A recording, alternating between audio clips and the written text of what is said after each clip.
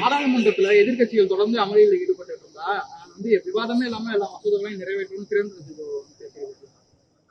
Special intensive revision என்கிற பெயரில் தேர்தல் ஆணையம் சிறப்பு தீவிர வாக்காளர் பட்டியல் திருத்த நடவடிக்கையில் ஈடுபட்டு வருகிறது பீகாரிலே. அதில் ஏராளமான தில்லுமுள்ளு நடைபெறுவதாக தெரிகிறது.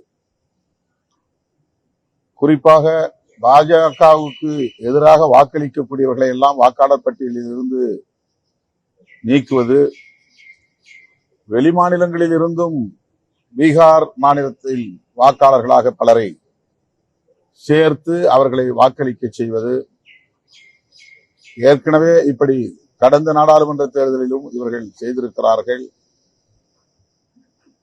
அதற்கு தேர்தல் ஆணையம் துணை போகிறது என்கிற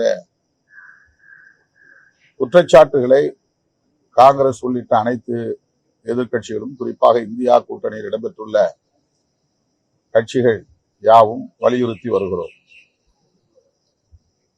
இதனை நாடாளுமன்றத்தில் விரிவாக விவாதிக்க வேண்டும் என்பதுதான் கோரிக்கை. ஜூலை 21ஆம் தேதி தொடங்கிய நாடாளுமன்ற கூட்டத்தொடர், மழைக்கால கூட்டத்தொடரில் தொடக்கத்திலிருந்தே இதை விவாதிக்க வேண்டும் என்று கோரிக்கை விடுத்தும் ஆளும் கட்சி அதை ஏற்க மறுக்கிறது. அந்த கோரிக்கையை வலியுறுத்தி தொடர் போராட்டங்களில் ஈடுபட்டு வருகிறோம். அவர்கள் அதை ஏன் விவாதிக்க தயங்குகிறார்கள்? தமிழ்நாட்டிலும் அப்படி செய்வதற்கு சில முயற்சிகள் மேற்கொள்ளப்படுகின்றன என்கிற தகவல்கள் வெளியாகின்றன. இந்தியா முழுவதும் இதை அவர்கள் நடைமுறைப்படுத்த வாய்ப்பு இருக்கிறது. தேர்தல் ஆணையம் இப்படி ஒரு சார்பாக செயல்படுவது ஜனநாயக விரோதம். தேர்தல் ஆணையத்தின் மீதான நம்பகத்தன்மை இதனால் சிதறுகிறது.